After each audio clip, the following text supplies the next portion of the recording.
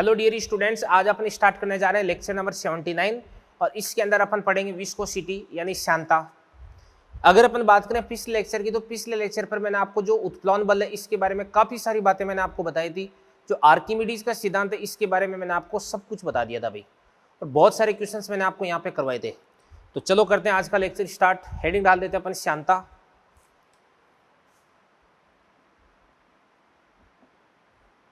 English में इसको अपन बोलते हैं विस्कोसिटी। देखो ध्यान से,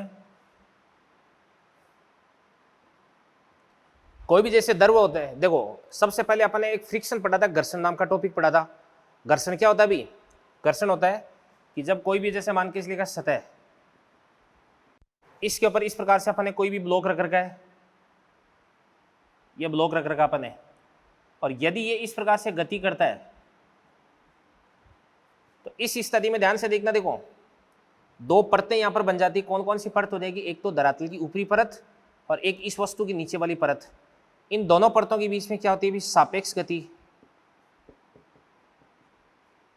और इस सापेक्ष गति की वजह से क्या उत्पन्न होता है बताओ? यहां पे उत्पन्न होता है घर्षण, और घर्षण की डायरेक्शन किधर की तरफ होती है? पीछे की तरफ। तो पीछे की तरफ अपन क्या लगा देते हैं? फ्रिक्शन लगा देते हैं। ठीक ऐसा नजारा अपने को किसके अंदर? द्रव के अंदर देखने को मिलता है। जो द्रव होता है उस द्रव का जो प्रवाह होता है, इस द्रव के प्रवाह को भी अपन कई सारी परतों के रूप में समझ सकते हैं। इसकी सबसे ऊपर वाली जो परत है इसकी वेलोसिटी सबसे ज्यादा होती है, और जैसे जैसे अपन नीचे की तरफ जाते हैं वैसे वैसे परतों की वेलोसिटी है वो घटते हुए क्रम में होती है भी। तो यहाँ पे किसी परत की वेलोसिटी ज्यादा, फिर कम, फिर कम, फिर कम। तो यहाँ पर भी परतों के बीच में सापेक्ष गति हो रही है, और इस सापेक्ष गति की वजह से इस द्रव के अंदर एक आंतरिक घर्षण उत्पन्न होता है, एक इंटरनल फ्रिक्शन जनरेट होता है। और इस आंतरिक घर्षण को ही अपन क्या बोल सकते हैं अभी? इसको अपन बोल सकते हैं श्यानता बोल सकते हैं। तो श्यानता ये क्या होती है भाई? ये होता है द्रव का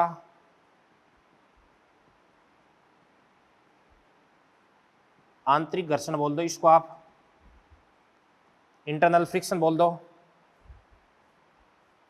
या क्या बोल सकते हैं ध्यान से? द्रव का आंतरिक घर्षण बोल दो, और या फिर अपन बोल सकते हैं कि द्रव की जो परतें हैं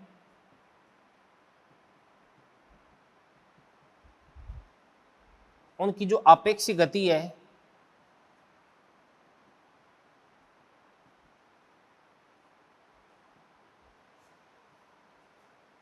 का विरोध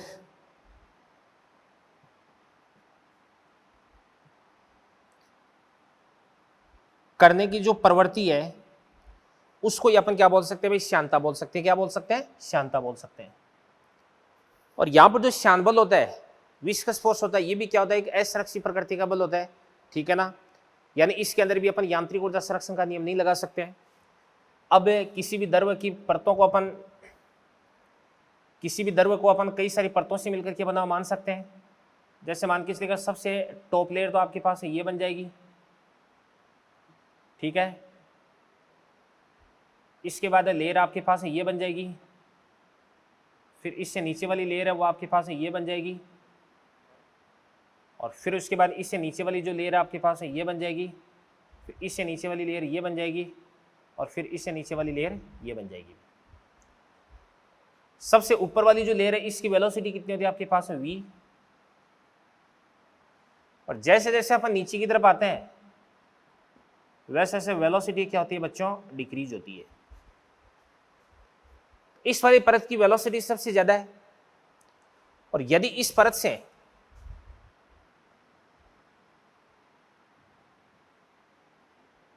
इस परत की वेलोसिटी v होगी, और अगर इस परत से मैं थोड़ा सा नीचे की तरफ आ जाता हूं, यहां पे आ जाता हूं मान के चलिएगा,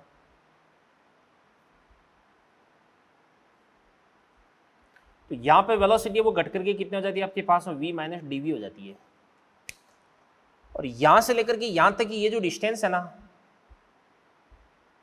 इस डिस्टेंस को अपन क्या बोल सकते हैं अभी? इसको अपन बोल सकते हैं dy बोल सकते हैं। क्या बोल सकते हैं? dy। अगर मैं dy नीचे आता हूं तो वेलोसिटी में कितने की कमी हो जाती है? dv की कमी हो जाती है। ठीक है ना? तो वेलोसिटी में कितने की कमी हो जाती है? dv की, और कितनी डिस्टेंस आपने चल ली dy, माइनस का चिन्ह लगा दो, तो इसको अपन बोल सकते हैं वेग प्रवणता। वेग प्रवणता यानी वेलोसिटी ग्रेडियंट हो जाएगी। तो क्या होती है वेग प्रवणता, क्या होती है भाई, दूरी के साथ वेग में परिवर्तन की जो दर होती है उसको ही अपन क्या बोलते हैं भाई, वेग प्रवणता बोलते हैं। और इसका मात्रक क्या देगा, वेग का मात्रक क्या था आपके पास मीटर पर सेकंड, और dy का मात्रक भी क्या देगा आपके पास मीटर, तो मीटर से मीटर कट जाएगा तो ये आपके पास हो जाएगा सेकंड इनवर्स बन जाएगा भाई। ये वेग प्रवणता हो चुकी है भाई। तो वेग प्रवणता क्या होती है भाई, दूरी के साथ वेग में कमी या वेग में परिवर्तन की जो दर है उसी को अपन क्या बोलते हैं, वेग प्रवणता बोलते हैं। ठीक है, अब ये श्यान बल कितना लगता है ये मैं आपको यहाँ पे बता देता हूँ। देखो जैसे आपके पास में यहाँ पे मैं दो परतें बना रहा हूँ, देखो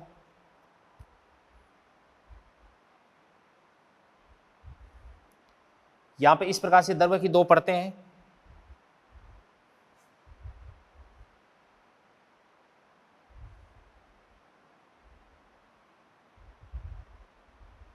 ये आपके पास द्रव्य की दो परतें हैं, ये आपके पास ऊपर वाली परत हो गई, ये आपके पास नीचे वाली परत हो गई। इसका जो एरिया वो कितना देगा आपके पास है ए, इसका जो एरिया वो भी कितना देगा आपके पास है ए। यहाँ पे इन दोनों परतों के बीच की जो डिस्टेंस है वो कितना देगा आपके पास है dy। यहाँ पे ये वाली जो परत है इसकी आगे की तरफ जो वेलोसिटी है वो कितना देगी v, इस परत की आगे की तरफ जो वेलोसिटी है वो कितना देगी आपके पास v माइनस क्या देगा आपके पास है dv। ठीक है भाई, अब सुनना ध्यान से देखना, देखो नीचे वाली परत के सापेक्ष ऊपर वाली जो परत है वो आगे की तरफ जा रही है, तो इस आगे वाली परत पे तो फ्रिक्शन लग जाएगा पीछे की तरफ, यानी विस्कस फोर्स बोल सकते हैं, Fv बोल देंगे इसको अपन। और इस नीचे वाली परत पे जो विस्कस फोर्स है वो किधर की तरफ लग जाएगा, इस प्रकार से आगे की तरफ लग जाएगा, तो ये आपके पास हो जाएगा विस्कस फोर्स। तो यहाँ पे जो विस्कस फोर्स होता है वो क्या करता है अभी, अपेक्षिक गति का विरोध करता है। तो देखना ध्यान से, देखो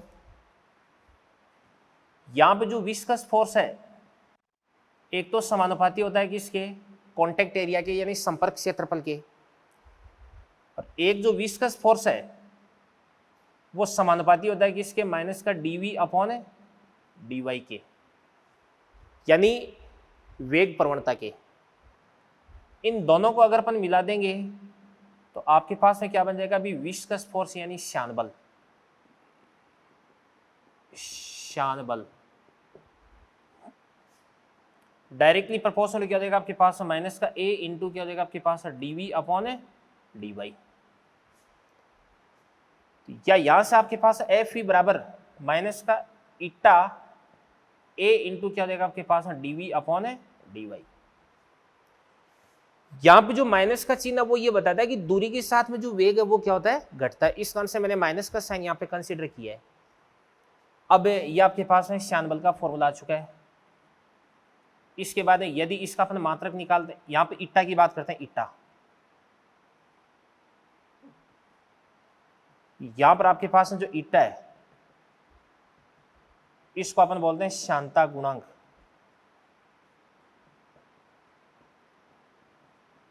यानी विस्कोसिटी कोएफिशिएंट। और इसका अगर मात्रक निकालते हैं तो F का मात्रक क्या देगा आपके पास है न्यूटन, इसका जो मात्रक निकाल रहे हैं A का मात्रक क्या देगा आपके पास मतलब मीटर स्क्वायर, वेग का मात्रक क्या होता है आपके पास है मीटर पर सेकेंड, इसका मात्रक क्या होता है आपके पास है मीटर, तो मीटर से गया मीटर, तो यहां से आपके पास है इसका जो मात्रक है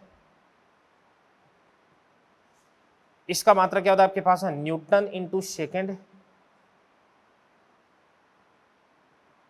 पर मीटर स्क्वायर। ठीक है ना, और यहां पे इसको अपन क्या बोलते हैं, इसको अपन बोलते हैं पोइसेली। क्या बोलते हैं, पोइसेली।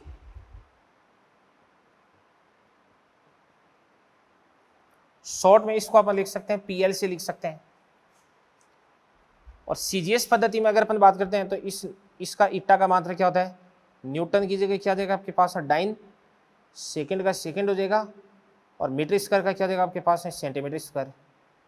इसको अपन क्या बोलते हैं, इसको अपन बोलते हैं पोइज, यानी POISE, ठीक है ना। तो अब देखना ध्यान से देखो, यहां पे पोइसेली और पोइज में रिलेशन निकालता हूं तो आपके पास 1 न्यूटन सेकेंड पर क्या हो जाएगा आपके पास है मीटर स्क्वायर बराबर 1 का 1 न्यूटन कितना होता है आपके पास है 10 की पावर 5 डाइन इंटू क्या देगा आपके पास है सेकेंड 10 की पावर 4 सेंटीमीटर स्क्वायर। तो ये आपके पास हो जाएगा 1, ये पोइसेली बराबर 10 की पावर 5 बटे 10 की पावर 4 10, ये आपके पास हो जाएगा पोइस। तो एक पोइसेली में कितने पोइस होते हैं भाई? 10 पोइस होते हैं। कितने पोइस होते हैं? 10 पोइस होते हैं। ऐसे याद रख सकते हो, एक पल में 10 पोज। पोज जानते हो पोज क्या होता है? फोटो खींचते हैं उसको पोज देते हैं। तो एक पल में 10 पोज, समझ में आ गई ना बात है ये चीज। तो ये क्या होती है? श्यानता। वेग प्रवणता क्या होती है? शांत, मतलब उसको अपन किस प्रकार से कैलकुलेट करते हैं? शांता गुणांक है वो क्या होता है? शांता गुणांक इसका SI मात्रा क्या होता है, इसका CGS मात्रा क्या होता है, इनके बीच में रिलेशन क्या होता है, ये बातें अपन ने यहाँ तक डिस्कस कर ली है। तो इन चीज़ों को नोट करें, फिर अपन आगे बढ़ते हैं भाई। तो चलिए बच्चों, इसके बाद में अपन पढ़ते हैं एक नियम जिसका नाम है स्टोक का नियम। तो क्या नियम दिया था स्टोक ने? ध्यान से देखना, देखो स्टोक का नियम। तो सबसे पहली बात है कि स्टोक का नियम किसके लिए लागू होता है भाई? कोई भी जैसे आपके पास गोलाकार पिंड होता है उसके लिए लागू होता है। और जैसे मान के चलेगा ये कोई भी एक गोलाकार पिंड है, इस गोलाकार पिंड की जो त्रिज्या वो आपके पास में कितना देगी? R हो जाएगी। और ये इस प्रकार से इधर की तरफ v वेग से गति कर रहा है।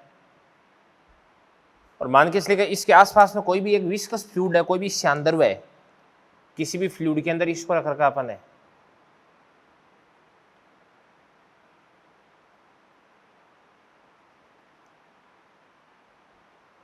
तो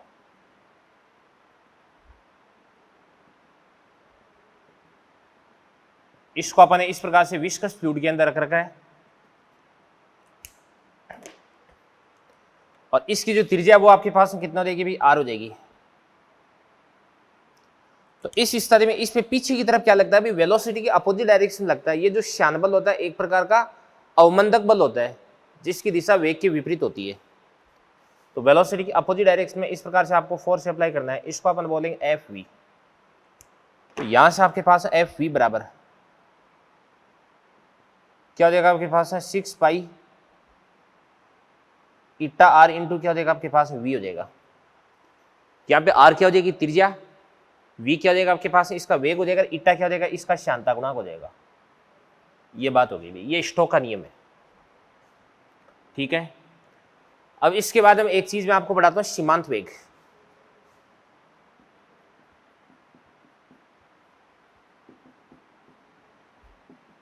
सीमांत वेग को इंग्लिश में अपन बोलते हैं टर्मिनल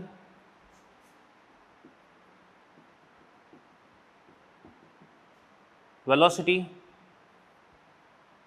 क्या होती है टर्मिनल वेलोसिटी? ध्यान से देखना, देखो जैसे मान के चलेगा ये अपने पास में कोई भी द्रव है, यहां पे इस प्रकार से कोई भी फ्लूइड है,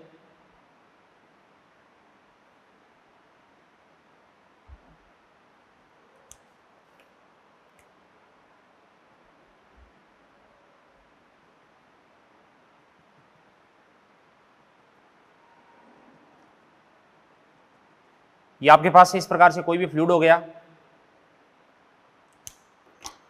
और इसके अंदर अपन क्या करते हैं? कोई भी गोलीय पिंड है उस पिंड को अपन छोड़ते हैं। ये जो फ्लूइड द्रव है इसका घनत्व कितना देगा आपके पास? रो। और इसकी श्यानता वो कितना हो जाएगी आपके पास? ईटा हो जाएगी। इसके अंदर कोई भी जैसे मान के चलेगा गोलाकार पिंड है, उस पिंड को अपन यहां से रिलीज करते हैं। यहां पर इसका जो प्रारंभिक वेग है वो कितना देगा आपके पास? U बराबर 0।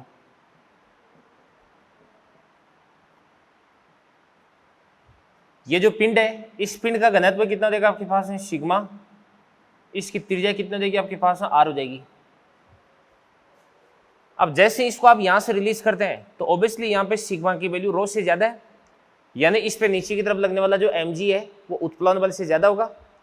जैसे ये जो पिंड है वो नीचे की तरफ गति करेगा और नीचे की तरफ इस पे नेट फोर्स लग रहा है, इस कण से त्वरित गति करेगा और समय के सापेक्ष इसका जो वेग है वो बढ़ेगा। और जैसे जैसे इसके पास में वेग आएगा वैसे वैसे पीछे की तरफ इस पे क्या लगेगा कि विस्कस फोर्स, एक शान बल लगने लग जाएगा, ठीक है ना। और जैसे जैसे वेग में बढ़ोतरी होगी वैसे वैसे ऊपर की तरफ लगने वाला जो शान बल है उसमें भी क्या हो जाएगी, बढ़ोतरी हो जाएगी।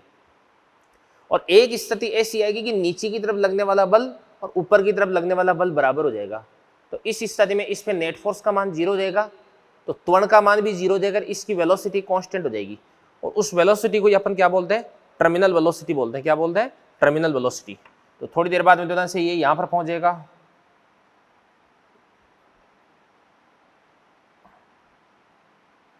थोड़ी देर बाद में इस प्रकार से ये जो पिंड है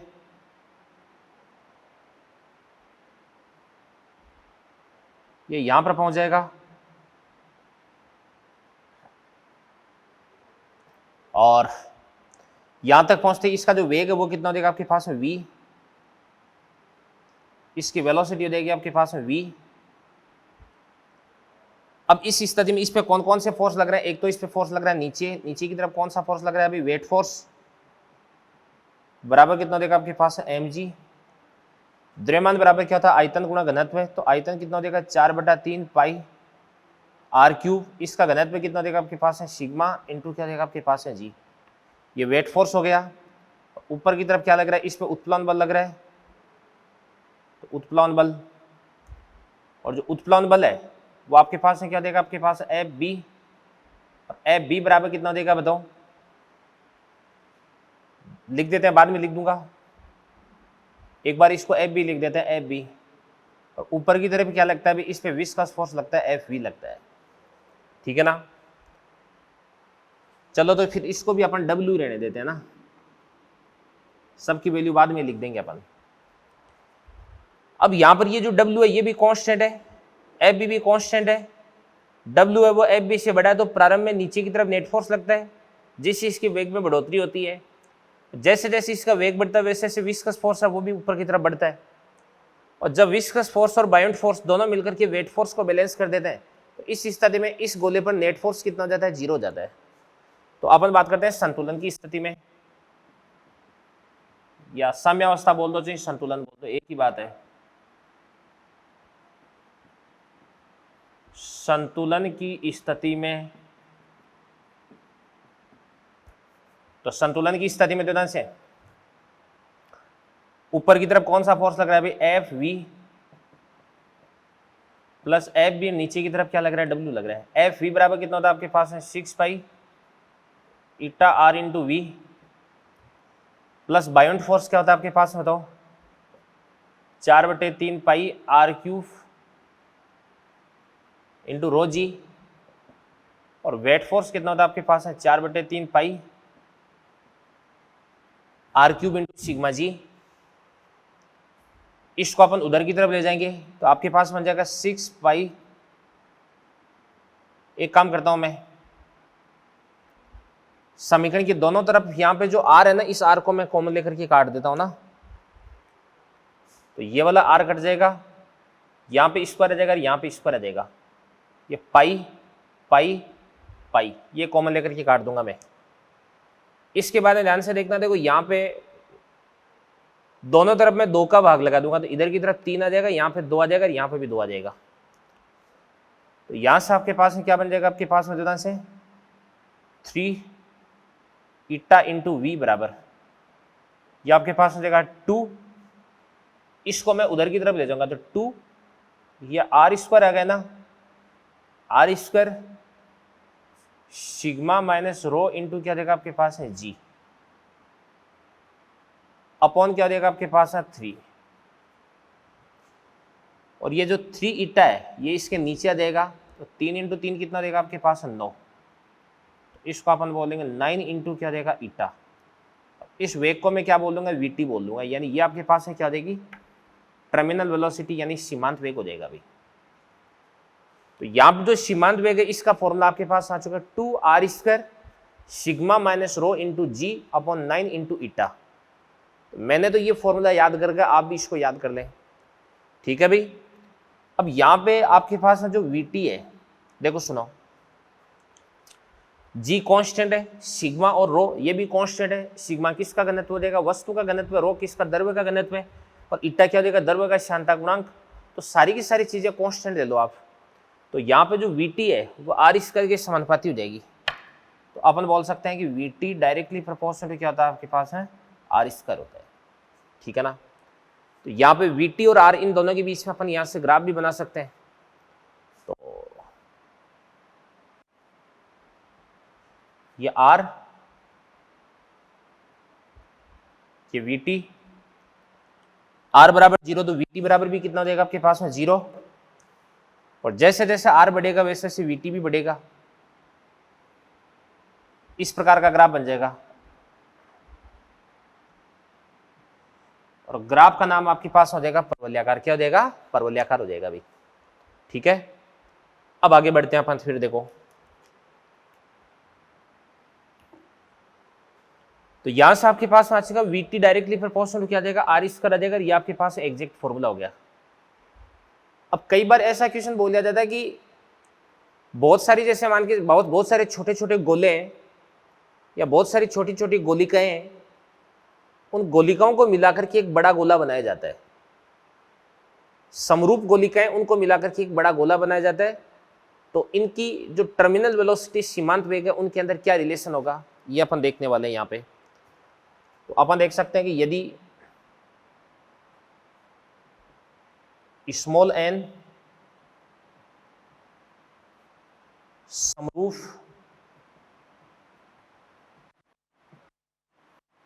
गोलिकाएं मिलकर के क्या बनाती, एक बड़ा गोला। तो इस स्थिति में ध्यान से देखना, देखो ये जो गोलिकाएं, इनकी त्रिज्या कितनी देगी आपके पास, स्मॉल आर। गोलिका की त्रिज्या कितना देगी आपके पास, स्मॉल आर। और इनका जो टर्मिनल वेग है वो कितना देगा आपके पास, वी स्मॉल। और इस गोले की जो त्रिज्या वो कितना देगा, कैपिटल आर। और इसका ये आपके पास हो जाएगा वी, ये आपके पास हो जाएगा लार्ज। ये सीमांत वेग हो गया। तो यहां से अपन क्या लिख सकते हैं अभी, दोनों का वॉल्यूम बराबर कर दो। तो इसको अपन लिख सकते हैं n into 4/3 pi r cube बराबर 4/3 पाई आर क्यूब। तो यहां से आपके पास आर बराबर कितना देगा, एन की पावर 1/3 इंटू क्या देगा आपके पास आर, या आर स्क्वायर बराबर कितना देगा आपके पास, एन की पावर 2/3 इंटू क्या देगा आपके पास में आर स्क्वायर। ये दोनों तरफ से मैंने स्क्वायर कर दिया है। अब आपको पता है कि सीमांत वेग है वो आर स्क्वायर के समानुपाती है। तो अपन क्या लिख सकते हैं, देखो क्या देगा आपके पास, V large upon V small बराबर लार्ज की रेडियस क्या देगी आपके पास, आर स्क्वायर अपॉन क्या देगा आपके पास, आर स्क्वायर बराबर। तो r square upon r square बराबर कितना देगा, एन की पावर 2/3। यानी ये आपके पास बन जाएगा वी लार्ज बराबर एन की पावर 2/3 इंटू क्या देगा आपके पास में वी स्मॉल। तो अगर आपके पास समरूप जो गोलिकाएं उनकी संख्या आपके पास मालूम है, तो इस स्थिति में आप क्या कर सकते हैं, जो बड़ा गोला बन रहा है इसका सीमांत वेग यहां से आप कैलकुलेट कर सकते हैं, ठीक है ना। तो सीमांत वेग के बारे में और भी मेरे को कुछ बातें बतानी है, तो एक बार इन चीजों को नोट करें, फिर अपन आगे बढ़ते हैं। तो देखिए बच्चों, अब तक अपन ने ये पढ़ लिया है कि सीमांत वेग क्या होता है। अभी अगर किसी भी धातु के गोले को किसी भी लिक्विड के अंदर छोड़ा जाता है, तो इस स्थिति में पहले वो नीचे की तरफ त्वरित होता है, इसका वेग बढ़ता है, और कुछ देर बाद में इसका जो वेग है वो क्या हो जाता है, कांस्टेंट हो जाता है। और इस कांस्टेंट वेग को ही अपन क्या बोलते हैं, सीमांत वेग बोलते हैं, ठीक है ना। अब देखना जैसे देखो, अपन यहाँ पे v और a का यानी वेलोसिटी और एक्सलेरेशन, इन दोनों का यहाँ पे ग्राफ बनाने वाले हैं। तो देखो ध्यान से,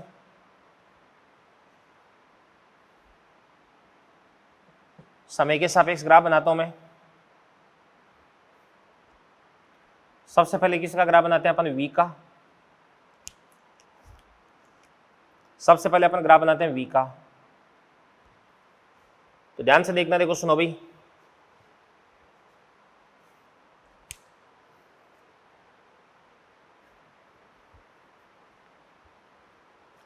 सबसे पहले यहां पे अपन v का ग्राफ बनाते हैं टाइम के रेस्पेक्ट में।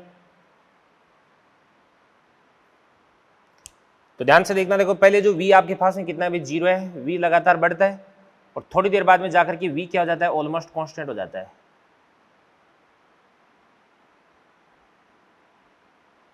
थोड़ी देर बाद में ये जो v होता है ये क्या हो जाता है, इस प्रकार से कांस्टेंट हो जाता है। और इस वेग को अपन क्या बोलते हैं, इसको अपन बोलते हैं vt बोलते हैं, यानी सीमांत वेग बोलते हैं। क्या बोलते हैं, सीमांत वेग। तो वेग पहले बढ़ता है और थोड़ी देर बाद में वेग है वो क्या हो जाता है, कांस्टेंट हो जाता है। इसको अपन क्या बोलते हैं, सीमांत वेग बोलते हैं। ठीक है ना। इसके बाद नेक्स्ट देखिएगा, फिर अपन एक का टी के साथ ग्राफ बनाते हैं। ये ए हो गया और ये आपके पास टी हो गया। तो ध्यान से देखना, देखो सुनो बच्चों, जैसे ये जो गेंद है इस गेंद को रिलीज किया जाता है, वैसे इस पे नीचे की तरफ क्या लगता है, वेट फोर्स, ऊपर की तरफ लगता है बायोंट फोर्स, तो नेट फोर्स नीचे की तरफ है, तो परिणामी त्वरण भी नीचे की तरफ होगा। और अभी ध्यान से देखना, देखो ऊपर की तरफ कोई भी विस्कस फोर्स नहीं है क्योंकि इसका वेग 0 है। ठीक है ना। तो इस कारण से इसका त्वरण वो क्या होता है, अधिकतम होता है, मैक्सिमम त्वरण होता है भाई, मैक्सिमम होता है। और फिर उसके बाद जैसे ही अपन क्या करते हैं भाई, गोले को छोड़ते हैं, टाइम बढ़ता है, तो ऊपर की तरफ विस्कस फोर्स लगने लग जाता है जो कि त्वरण को कम कर देता है। और थोड़ी देर बाद में जो त्वरण है वो घट करके कितना हो जाता है, इस प्रकार से यूं 0 हो जाता है भाई, 0 को टच कर जाता है। थोड़ी देर बाद में ये क्या हो जाता है, इस प्रकार से 0 हो जाता है। तो वेग है वो तो क्या होता है अभी, बढ़ता है, कांस्टेंट हो जाता है। त्वरण है वो क्या होता है, घटता है, और घट करके कितना हो जाता है, 0 हो जाता है अभी। ठीक है। और बस ये दो ग्राफ हो गए। अब इसके बाद नेक्स्ट आपको एक चीज और ध्यान रखनी है भी, अगली चीज सुनना भी।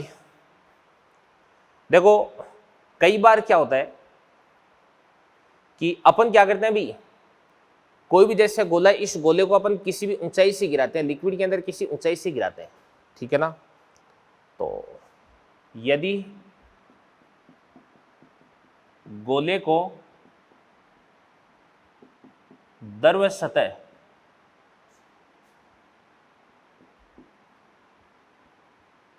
से कुछ ऊंचाई से गिराया जाता है। ठीक है ना। मतलब ये बात हो गई कि आपके पास में कोई भी लिक्विड हो गया,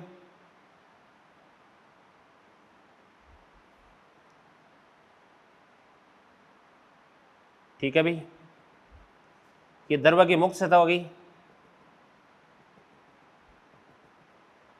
और फिर उसके बाद इस गेंद को ना, इस गोले को यहां से आप गिरा रहे हैं u बराबर 0 से, और ये वाली जो हाइट है ना, ये वाली हाइट ये आपके पास h हो जाएगी भी। ठीक है ना। अब बात सुनना भी, अगर यहां से आपने इसको गिरा दिया, यहां पे इसका वेग कितना भी 0 है, और फिर उसके बाद जैसे जैसे नीचे की तरफ गति करेगा तो यहाँ पे इसमें mg है वो वर्कडन करेगा, कार्य करेगा, जिसकी वजह से कुछ वेग अर्जित करेगा। और धरातल से मतलब ये जो पानी द्रव की जो सतह है, इस सतह से टकराते टाइम ये कुछ वेग अर्जित कर लेगा। अब यहाँ पे दो शर्तें हो सकती है कि या तो ये जो वेग है वो सीमांत वेग से क्या होगा भी, कम होगा, और या जो वेग है वो क्या हो जाएगा, सीमांत वेग से ज्यादा हो जाएगा। ठीक है ना। तो यहां से जैसे ये टकराएगा तो टकराते टाइम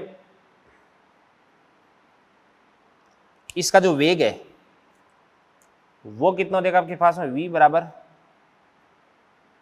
ये आपके पास में वेग कितना देगा आपके पास में v, और यहां पर आपके पास में v बराबर कितना देगा भाई, आप सब जानते हैं √2gh होता है। अब इसके बाद में एक केस तो अपन ये देखते हैं फर्स्ट, कि यदि आपके पास में जो v है वो सीमांत वेग से भी बड़ा हो गया अभी। यदि जो v है वो क्या भी सीमांत वेग से भी बड़ा है, तो अगर इसका जो वेग है वो सीमांत वेग से भी बड़ा हो गया तो इस स्थिति में इस पे ऊपर की तरफ नेट फोर्स लगेगा, क्योंकि v अगर ज्यादा है तो ऊपर की तरफ ज्यादा विस्कस फोर्स लगेगा, जिसकी वजह से इसका क्या होगा, भी मंदन होगा, और थोड़ी देर बाद में इसका जो वेग है वो घट करके कितना हो जाएगा, सीमांत वेग के बराबर हो जाएगा। यानी अल्टीमेटली इसको सीमांत वेग पर ही आना अभी। तो टाइम के रेस्पेक्ट में इसका ग्राफ कैसा बनने वाला है देवदान से, ऐसा ग्राफ बनेगा। देखो यहां से t बराबर 0 से आपने इसको रिलीज किया है, ठीक है, तो ये आपके पास में v हो गया और ये आपके पास में t हो गया। यहाँ पे ये जो लाइन है इस लाइन को अपन क्या बोलते हैं, v बराबर क्या हो जाएगा आपके पास में vt। अब यहां से लेकर के यहां तक तो इस पे ग्रेविटी काम कर रही है, गुरुत्वीय काम कर रहा है, ठीक है ना। तो गुरुत्वीय काम कर रहा है तो गुरुत्वीय तो कांस्टेंट हो गया, और कांस्टेंट हो गया तो v और t के बीच का जो ग्राफ है उसकी ढाल है वो भी क्या रहेगी, ये भी कांस्टेंट रहेगी। तो इस प्रकार से ग्राफ कैसा बन जाएगा, सरल रेखीय बन जाएगा। सरल रेखीय रूप से वेग बढ़ता बढ़ता सीमांत वेग से भी ऊपर चला जाता है।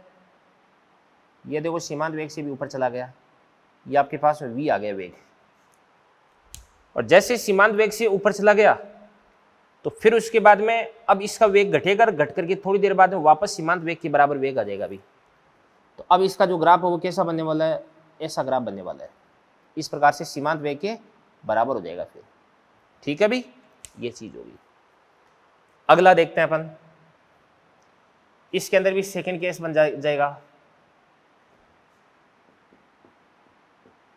देखो ध्यान से, यदि आपका जो v है वो लेस देन क्या हो जाएगा आपके पास में vt। यदि जो वेग है वो सीमांत वेग से भी क्या हो जाएगा अभी कम, ठीक है ना। तो क्या बनेगा देवदान से,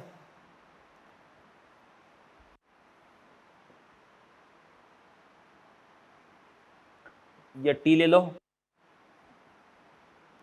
ये v ले लो, ये वाली लाइन आपकी vt को रिप्रेजेंट करती है। सबसे पहले यहां से लेके यहां तक जो गोला, इस गोले का वेग बढ़ता है सरल रेखीय रूप से। ये आपके पास में वेग हो गया v,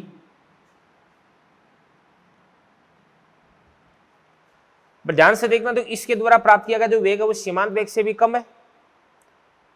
अब सीमांत वेग से कम है तो अभी भी इस पे नेट फोर्स नीचे की तरफ लगेगा, क्योंकि वेट फोर्स है वो बायोंट फोर्स और विस्कस फोर्स दोनों से बड़ा है भाई। तो इसका नेट एक्सलेरेशन नीचे की तरफ आएगा, जिससे इसका वेग अभी और बढ़ेगा, क्योंकि अल्टीमेटली इसका जो वेग है वो कितना होना है, अभी vt होना है। तो अब इसका यहाँ से वेग बढ़ना स्टार्ट होगा, बट सरल रेखीय रूप से नहीं, इस प्रकार से बढ़ करके थोड़ी देर बाद में vt को प्राप्त कर लेगा, और फिर उसके बाद इसका वेग क्या हो जाएगा, इस प्रकार से यूं कांस्टेंट हो जाएगा अभी। तो इस प्रकार का ग्राफ आपको देखने को मिलेगा अभी, ठीक है। इसके बाद नेक्स्ट मैं आपको एक चीज बता देता हूं कि जैसे ही कोई भी गेंद है, इस गेंद को अपन किसी भी द्रव के अंदर रिलीज करते हैं तो इस पे नीचे की तरफ तो वेट फोर्स लगता है, ऊपर की तरफ बायोंट फोर्स और विस्कस फोर्स लगता है। विस्कस फोर्स एक प्रकार का श्यान बल, जिसको अपन क्या बोल सकते हैं, एक प्रकार का प्रतिरोधी बल, विरोधी बल हो गया। और आपको पता है कि विरोधी बल है वो क्या करता है, भी एनर्जी का लॉस करवाता है। तो यहाँ पे जो विस्कस फोर्स है इसके कारण कितनी शक्ति हानि होती है, कितना पावर लॉस होता है, यानी पर सेकंड कितना एनर्जी लॉस ये करवाएगा, ये मैं आपको बताने वाला हूं। तो देखो ध्यान से,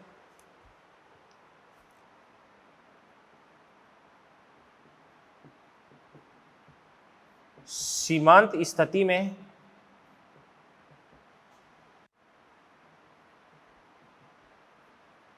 श्यान बल, नीट में आ चुका है ये क्वेश्चन, विरोधी बल के कारण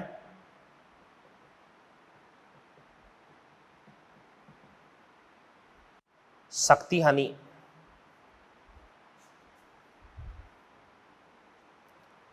जैसे मान के चलिएगा ये कोई गोला है, इसका वेग इधर की तरफ कितना देगा आपके पास में v,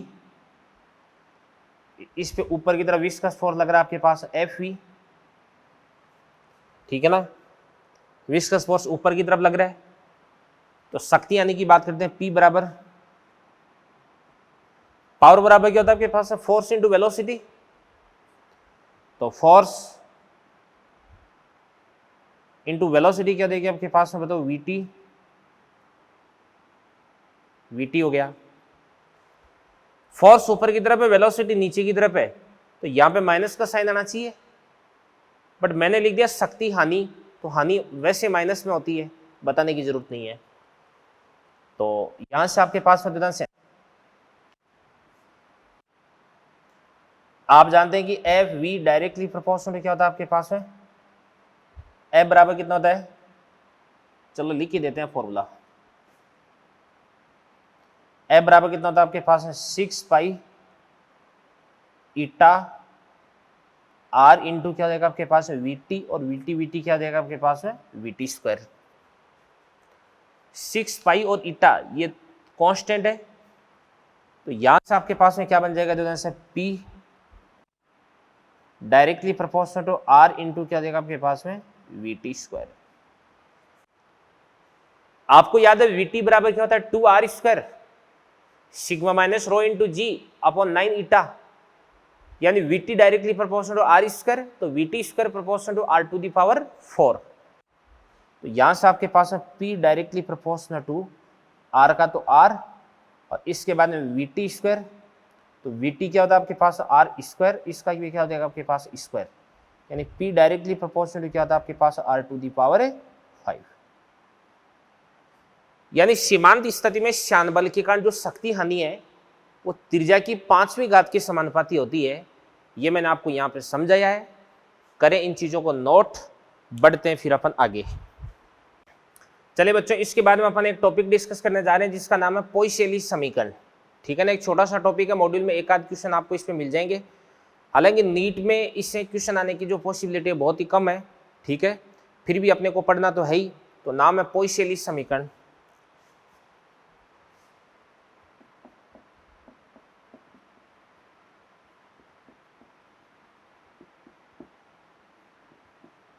क्या कहती है पोइसेली समीकरण, जैसे मान के चलिए ये आपके पास में कोई भी नलिका है, कोई भी ट्यूब है, अब इस ट्यूब के अंदर अपने को क्या करना है भाई, कोई भी द्रव है उस द्रव का प्रवाह करवाना है, कोई भी आपको लिक्विड को फ्लो करवाना भी इसके अंदर,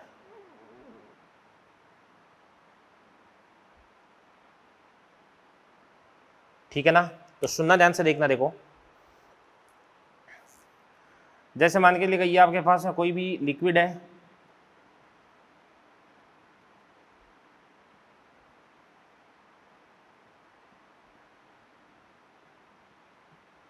इसके अंदर लिक्विड फ्लो कर रहा है। सबसे पहले जो ट्यूब है, इस ट्यूब की जो लंबाई है वो कितना हो जाएगी आपके पास L,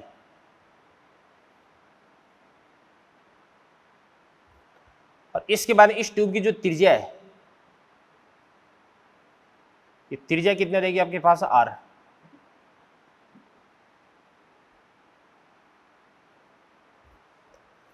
इसके बाद ध्यान से देखना, देखो लिक्विड है ऑब्वियसली इधर की तरफ फ्लो कर रहा है,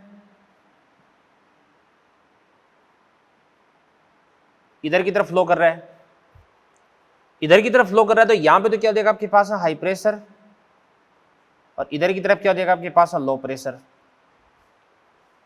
ये हाई प्रेशर होगा, ये आपके पास लो प्रेशर हो गया भाई, क्योंकि लिक्विड हमेशा हाई प्रेशर से लो प्रेशर की तरफ फ्लो करता है, और इसके अंदर जो भी आपने लिक्विड दे रखा है उसका श्यानता गुणांक ये आपके पास ईटा हो गया, ठीक है ना। यहां पे जो प्रेशर है, यहां पे मान के इसलिए का जो प्रेशर है वो कितना आपके पास है P, तो यहां पे जो प्रेशर है वो कितना देगा आपके पास है P प्लस क्या देगा आपके पास है डेल्टा P, ये दाब हो गया भी यहां पे,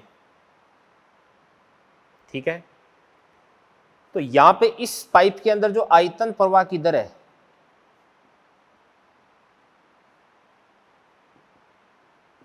आयतन प्रवाह की दर, यानी dv अपॉन dt, एकांक समय में प्रवाहित होने वाली द्रव्य का आयतन बराबर क्या होता है आपके पास, पाई डेल्टा पी आर की पावर 4 अपॉन 8 इटा इंटू एल होता है अभी आयतन प्रवाह की दर। आयतन प्रवाह की दर को अपन क्या बोल सकते हैं अभी, इसको अपन बोल सकते हैं क्यू बोल सकते हैं, क्या बोल सकते हैं, क्यू, क्यू भी लिख सकते हैं इसको अपन। अब यहां पे इसको अपन ऐसे लिख सकते हैं कि आयतन प्रवाह की जो दर है dv upon dt directly proportional to क्या देगा आपके पास है, डेल्टा पी आर की पावर 4 अपॉन एल हो जाएगा अभी 8 इटार, ये सारी सारी चीजें क्या हो जाएगी, कांस्टेंट हो जाएगी, ठीक है ना, ये चीजें अभी। अब सुनना ध्यान से देखना, देखो जैसे मान के इसलिए का दो ट्यूब है, इन दोनों ट्यूब्स को मैंने एक दूसरे के श्रेणी क्रम में जोड़ दिया। जैसे एग्जांपल है, क्वेश्चन मान लो, कुछ ही मान लो, ये आपके पास में कोई भी एक ट्यूब है,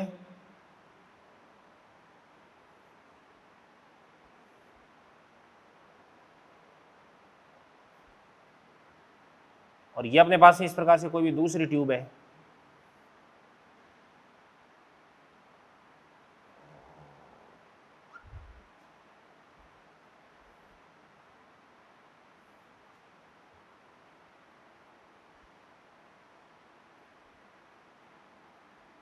ये आपके पास में दूसरी ट्यूब है।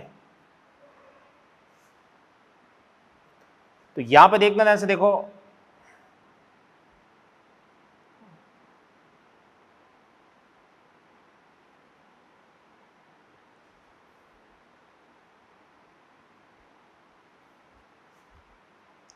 ये तो आपके पास फर्स्ट ट्यूब हो गई, ये आपके पास सेकंड ट्यूब होगी। इसकी त्रिज्या कितनी आर, इसकी लंबाई कितनी देगी एल, इसकी त्रिज्या कितना देगी आपके पास r/2, इसकी लंबाई कितना देगी आपके पास l/2, ठीक है। और इसके बाद इस ट्यूब के दोनों सिरों के मध्य आपने कितना दाबांतर लगा रखा है अभी, P लगा रखा है, कितना लगा रखा है, P। तो यदि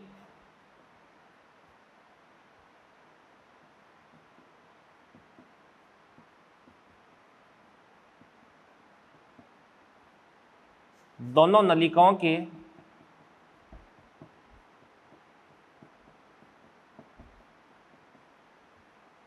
सिरों पर दाबांतर P है, तो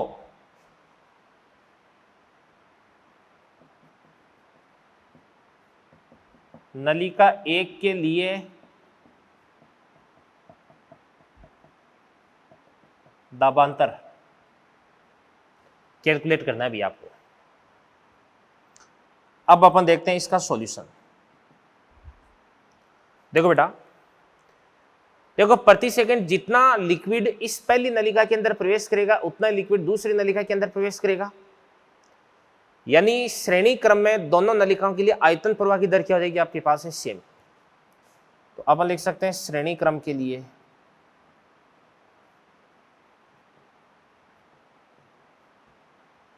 श्रेणी क्रम संयोजन के लिए आपके पास जो Q है बराबर क्या हो जाएगा आपके पास dv/dt, ये आपके पास है क्या देगा अभी, कांस्टेंट। अब सुनना ध्यान से देखना, देखो अपन जानते हैं कि Q बराबर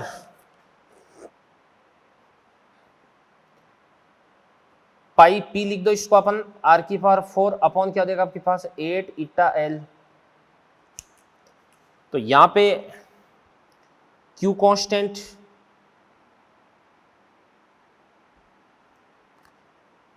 पाई कांस्टेंट, 8 कांस्टेंट, इटा कांस्टेंट। तो यहां से अपन लिख सकते हैं कि P directly proportional to L upon R की पावर 4। तो यहां से आपके पास ध्यान से देखना, देखो P1 अनुपात P2 बराबर L1 बटे R1 की पावर 4 L2 बटे R2 की पावर 4 बराबर। तो L1 कितना देगा आपके पास, L बटे R की पावर 4 अनुपात लंबाई भी कितना देगी आपके पास, L/2। तो ये आपके पास L/2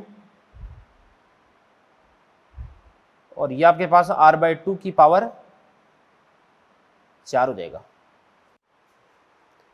L से L को और R की पावर 4 से R की पावर 4 को काट देंगे। 2 की पावर 4 कितना देगा आपके पास में, 2 16 और 2 नीचे आ जाएगा, तो 16 बटे 2 कितना देगा आपके पास, 8। तो यहां से आपके पास है P1 अनुपात P2 बराबर कितना देगा आपके पास, 1:8। अब आपको पहली नलिका के लिए दाबांतर ज्ञात करना है। तो पहली नलिका के लिए दाबांतर ये रहा, देखो ध्यान से, P1 बराबर P1 का अनुपात कितना देगा, 1 बटा कुल कितना देगा आपके पास, 1 + 8 इंटू कुल दाबांतर कितना देगा आपके पास, बताओ P। ये आपके पास है P/9। ये आपका आंसर आ गया, ठीक है ना। और इसी के साथ में आपका जो विस्कोसिटी है वो फिनिश होता है, शांता। एक छोटा सा टॉपिक था जो अपन ने यहाँ पे कवर कर दिया अभी, ठीक है ना। तो करिए इन चीज़ों को नोट, फिर अपन बढ़ते हैं आगे। तो देखिए बच्चों, इस लेक्चर के अंदर अपन ने अभी तक जो आपका विस्कोसिटी शांता है वो अपन ने फिनिश कर दी है। अब इसी के अंदर लगभग 10 मिनट 15 मिनट का टाइम अपने पास से बचा हुआ है। तो इस टाइम के अंदर अपन डिस्कस करेंगे धारारेखीय प्रवाह, विक्षुब्ध प्रवाह, ठीक है ना। ये क्या होता है अभी, तो ध्यान से देखना। देखो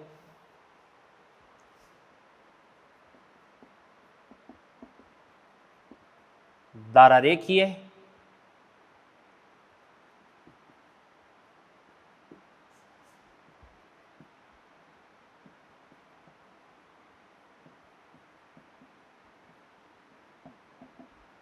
प्रवाह व विक्षुब्ध प्रवाह। धारारेखीय प्रवाह को अपन क्या बोलते हैं, स्ट्रीम लाइन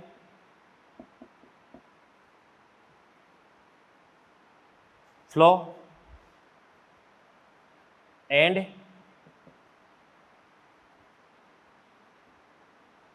टर्बुलेंट फ्लो।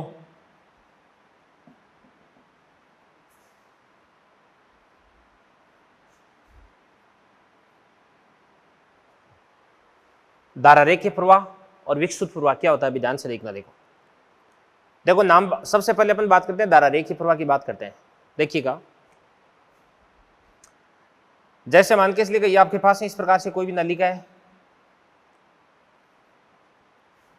इसके अंदर इस प्रकार से लिक्विड फ्लो कर रहा है।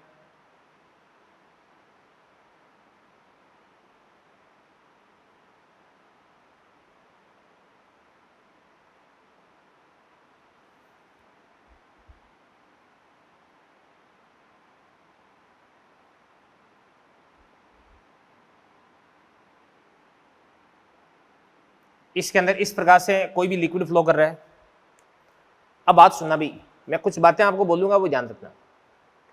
धारारेखीय प्रवाह में किसी भी निश्चित बिंदु से गुजरने वाले सभी कणों का जो वेग है वो क्या होता है, अभी एक समान होता है। वेग की बात कर रहा हूं, चाल की नहीं, यानी परिमाण और दिशा दोनों क्या होते हैं, भी समान होते हैं। अभी तो इसका मतलब ये हुआ कि जैसे मान के इसलिए ये आपके पास में कोई भी,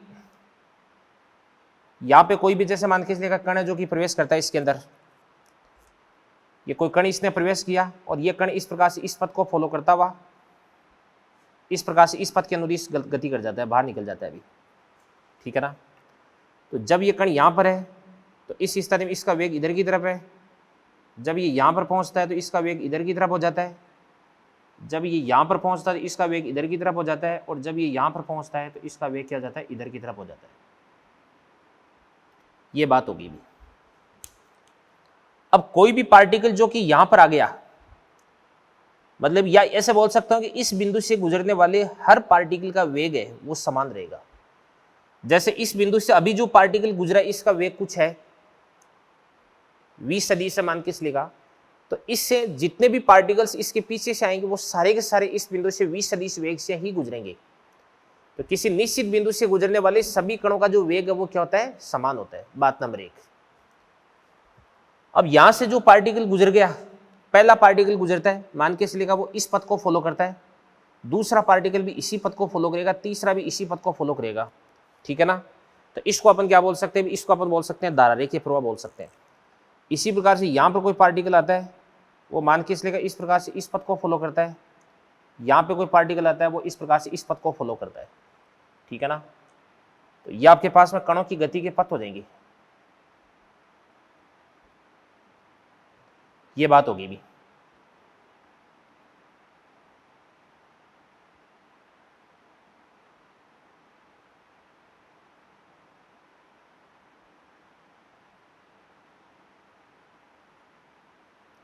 तो इसकी क्या क्या खास बात होती है, ध्यान से देखना। देखो, किसी भी निश्चित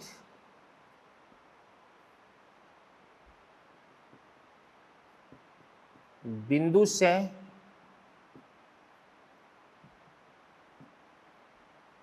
गुजरने वाले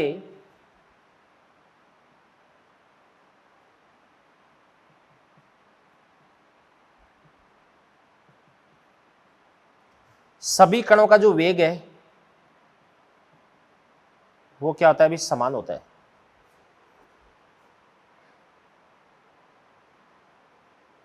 और किसी भी निश्चित बिंदु से गुजरने वाले सभी कणों का जो पथ है वो भी क्या होता है अभी, समान होता है। एक ही पथ को फॉलो करते हैं, कणों का वेग वह पथ भी बोल दो इसको आप, समान होता है अभी, ठीक है ना। अब ध्यान से देखना, देखो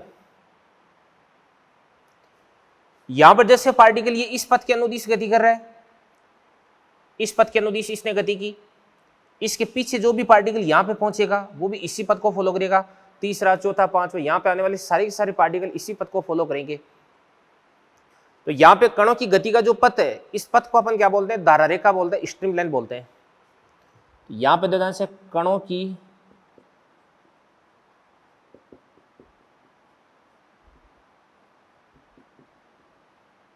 गति का जो पथ है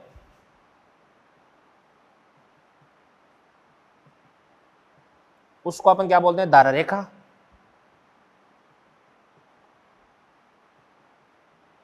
स्ट्रीम लाइन बोलते हैं। अगली बात सुनो भाई, कोई भी जैसे आपके पास है धारा रेखा है,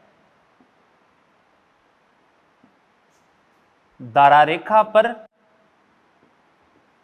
अगर आपने तो वो जो स्पर्श रेखा है वो उस बिंदु पर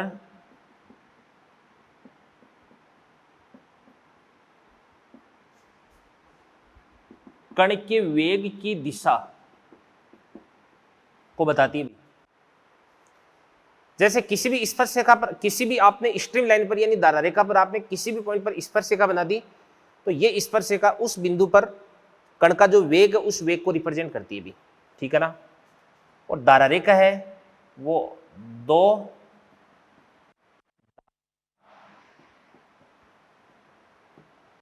रेखाएं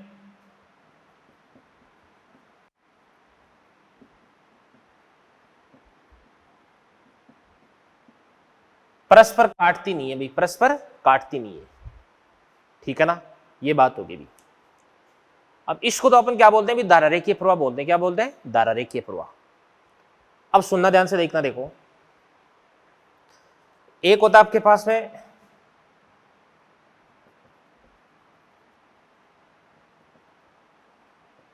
ट्यूबुलर फ्लो। ये ट्यूबुलर फ्लो क्या होता है भाई, इसको हिंदी में बोलते हैं कुछ नलिकीय प्रवाह। ये ट्यूबुलर फ्लो ही तो है। यहां पे इस बड़ी ट्यूब को कई सारी छोटी छोटी महीन ट्यूबों से मिलकर के बना मान सकते हैं, नलिकाओं से मिलकर के बना मान सकते हैं। और अपन ये मान सकते हैं कि जैसे ये एक नलिका है, ये नलिका है, ये नलिका है। इस नलिका के अंदर जो पार्टिकल एंटर कर गया, काल्पनिक नलिका वास्तव में नहीं है, इस नलिका में जो पार्टिकल एंटर कर गया वो इसी नलिका से बाहर निकलेगा, और इस नलिका में जो एंटर कर गया वो इसी नलिका से बाहर निकलेगा। यानी किसी भी नलिका में जो पार्टिकल प्रवेश कर गया वो उसी नलिका से बाहर निकलेगा, दूसरे नलिका में नहीं जाएगा। तो इस प्रकार के फ्लो को अपन क्या बोल सकते हैं भाई, नलिकीय प्रवाह मान सकते हैं, ठीक है ना। तो कोई भी जैसे आपके पास में कोई भी नली है, बड़ी नली है,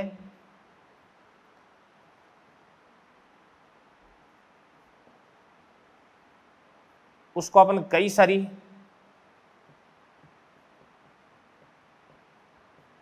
सूक्ष्म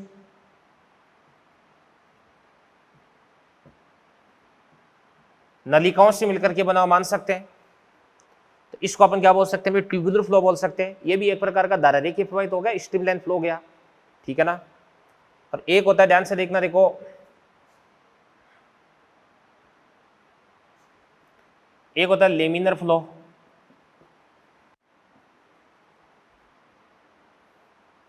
अब लेमिनर फ्लो को अपन क्या बोलते हैं भाई, इसको अपन बोलते हैं परतीय प्रवाह। क्या बोलते हैं, परतीय प्रवाह। ऐसे समझ सकते हैं जैसे मान के इसलिए का कोई भी लिक्विड है तो इस प्रकार से यू फ्लो कर रहा है, तो लिक्विड की कई सारी अपन लेयर बना सकते हैं। जैसे ये क्या हो जाएगी, सबसे पहली लेयर हो जाएगी, ये आपके पास दूसरी लेयर हो गई, ये तीसरी लेयर हो गई, ये चौथी लेयर हो गई, अलग अलग लेयर्स इसके अंदर बन जाएगी। अब कोई भी पार्टिकल जो कि इस लेयर के अंदर एंटर कर चुका है वो इसी लेयर में रहेगा, कोई इसके अंदर आ चुका था वो इसी के अंदर चलता रहेगा, इसका पार्टिकल इसी के अंदर, इसका पार्टिकल इसी के अंदर। यानी यहां पर जो लेयर्स होती है वो एक दूसरे को इंटरसेक्ट नहीं करती, एक दूसरे को कट नहीं करती है, लेयर्स एक दूसरे में घुसती नहीं है भी।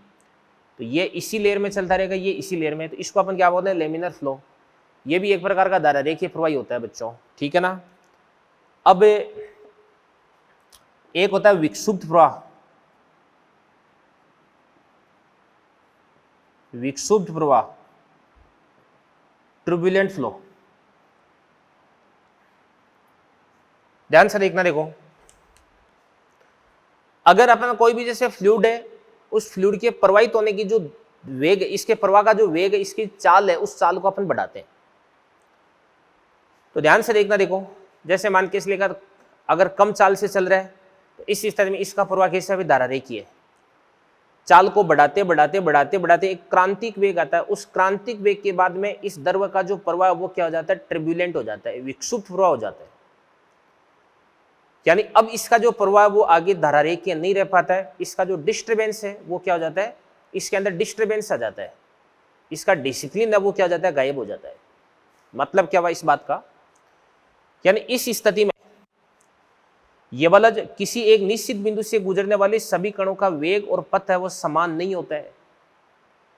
यहाँ पे जो पार्टिकल है वो इसके अंदर यहाँ पे इस पॉइंट पे आता है तो एक बार तो ये पार्टिकल इधर चला जाता है, एक बार ये पार्टिकल यूं घूम करके चला जाता है, यूं घूम के चला जाता है, ठीक है ना। ये आपके पास में विक्षुब्ध प्रवाह होता है अभी, ठीक है। और इस ट्यूब के अंदर जो पार्टिकल एंटर करता है वो इसी ट्यूब से निकले ऐसा कोई जरूरी नहीं है। इस परत का जो पार्टिकल है वो इसी परत के अंदर चले ऐसा कोई जरूरी नहीं है। यानी इसके अंदर एक डिस्टर्बेंस आ जाता है, इसको अपन क्या बोलते हैं, विक्षुब्ध प्रवाह बोलते हैं। क्या बोलते हैं, विक्षुब्ध प्रवाह बोलते हैं अभी, ठीक है बच्चों। तो विक्षुब्ध प्रवाह का मतलब ये होगा कि ऐसा प्रवाह जो धारारेखीय है, कि जो वेग है अगर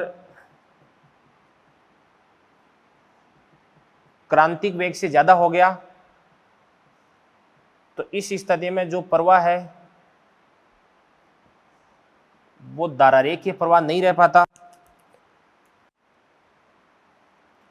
इस प्रवाह को अपन क्या बोलते हैं, विक्षुब्ध प्रवाह बोलते हैं, ठीक है ना। अब यहां पर आपके पास जो क्रांतिक वेग है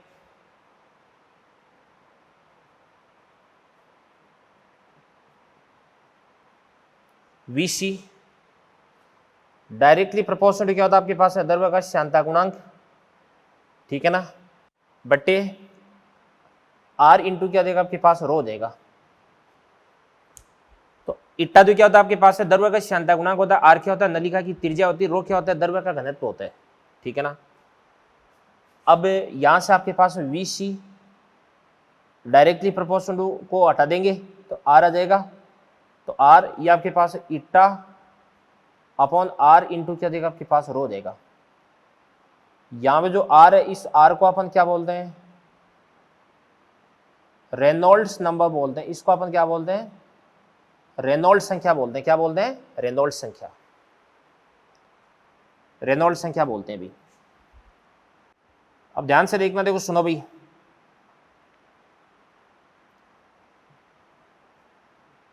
यदि जो R है वो 0 से लेकर के 1000 के बीच में है तो इस स्थिति में द्रव्य का जो प्रवाह होता है वो कैसा होता है अभी, धारारेखीय प्रवाह होता है, स्ट्रीमलाइन होता है।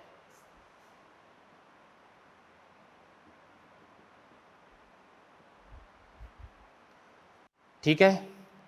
और यदि आपका जो आर है वो ध्यान से देखना, देखो आर बड़ा हो जाता है किससे, 2000 से। तो इस स्थिति में प्रवाह कैसा होता है अभी, इस स्थिति में प्रवाह विक्षुब्ध प्रवाह बन जाता है। और यदि आपके पास में जो आर है वो 1000 से लेकर के 2000 के बीच में होता है, तो इस स्थिति में प्रवाह कैसा होता है, अस्थायी होता है।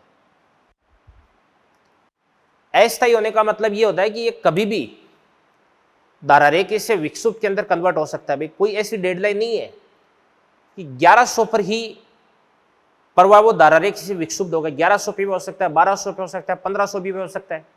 हो सकता है कोई लिक्विड है जिसकी रेनॉल्ड संख्या 1100 होगी तो भी ये विक्षुब्ध प्रवाह में कन्वर्ट हो जाएगा। और हो सकता है कि कोई द्रव है वो 1800 रेनॉल्ड संख्या होने पर भी धारा रेखीय प्रवाह शो कर रहा है। बट ऐसा देखा जाता है कि 1000 से नीचे तो धारा रेखीय, 2000 से ऊपर क्या होता है अभी विक्षुब्ध होता है। 1000 से 2000 के बीच में धारा रेखीय और विक्षुब्ध ये कभी भी किसी में कन्वर्ट हो सकता है अभी, ठीक है ना। ये बातें हो गई। तो क्रांतिक वेग होता है ना, वो एक तो शांता गुणांक के समानुपाती होता है, नलिका की त्रिज्या की व्युत्क्रमानुपाती होता है, घनत्व की व्युत्क्रमानुपाती होता है अभी, ठीक है ना। अब ये जो क्रांतिक वेग होता क्या है, क्रांतिक वेग वो आपके पास में वेग है, ठीक है ना, जिस पर किसी भी द्रव का जो प्रवाह है वो धारा रेखा से कैसा हो जाता है, विक्षुब्ध हो जाता है, ठीक है ना। ये बातें हो गई भी। तो फिर उसके बाद में और कुछ समझ सकते हैं कि अपन, और अपन ये देख सकते हैं कि जैसे मान के चलिए आपके पास कोई भी द्रव है, अश्यान द्रव है, तो अश्यान द्रव के लिए ईटा बराबर कितना होता है आपके पास है 0। और ईटा अगर आपके पास है 0 हो गया ना, तो इस स्थिति में इसके लिए जो क्रांतिक वेग है वो कितना हो जाएगा आपके पास है 0 देगा। तो क्रांतिक वेग 0 होने का मतलब ये हुआ कि ये अधिकतम इसका वेग 0 है ना, मतलब 0 से थोड़ा सा भी वेग अगर इसका ज्यादा हो गया, इसका वेग अगर 0 से ज्यादा हो गया तो ज्यादा होते ही इसका प्रवाह कैसा हो जाएगा, विक्षुब्ध हो जाएगा। यानी ये कभी भी धारा रेखीय प्रवाह रिप्रेजेंट नहीं कर सकता। तो इस स्थिति में ये कभी भी धारा रेखीय प्रवाह शो नहीं करेगा, कभी भी नहीं करेगा भाई। ये बात होगी भाई। तो एक चीज मैं आपको बोल सकता हूं कि भाई अगर ईटा 0 हो गया तो ये तो कभी भी धारा रेखीय प्रवाह नहीं करेगा। तो इसका मतलब किसी भी द्रव के धारा रेखीय प्रवाह के लिए उसकी शांता एक जरूरी फैक्टर है। बोलो है कि नहीं है? यस। तो ये मैंने आपको धारा रेखीय प्रवाह और विक्षुब्ध प्रवाह के बारे में कुछ बेसिक बातें आपको बताई है। तो इसी के साथ में आज का अपन लेक्चर है, ये अपना लेक्चर नंबर 79 ये अपन फिनिश करते हैं। और फिर उसके बाद अगले लेक्चर पर मैं आपको एक तो equation of continuity, Bernoulli theorem और इसकी एप्लीकेशंस है वो आपको डिस्कस कराऊंगा। और अगले लेक्चर पर आपका जो फ्लूइड मैकेनिक्स है ये बिल्कुल फिनिश हो जाएगा, ठीक है बच्चों। और अगले लेक्चर पर मैं आपको इसके मॉड्यूल की क्वेश्चंस भी टिक करवा दूंगा जो कि मेरे को आपको यहाँ पे बोर्ड पे डिस्कस करवाने हैं। तो इस माइनर का जो सिलेबस है वो भी थोड़ा सा लेंथी है, तो अपने को तो उसी के अकॉर्डिंग काम करना पड़ेगा, ठीक है। तो मिलते हैं अगले लेक्चर पे। Thank you very much, all the best. Note कर लें सारी चीज़ें आप।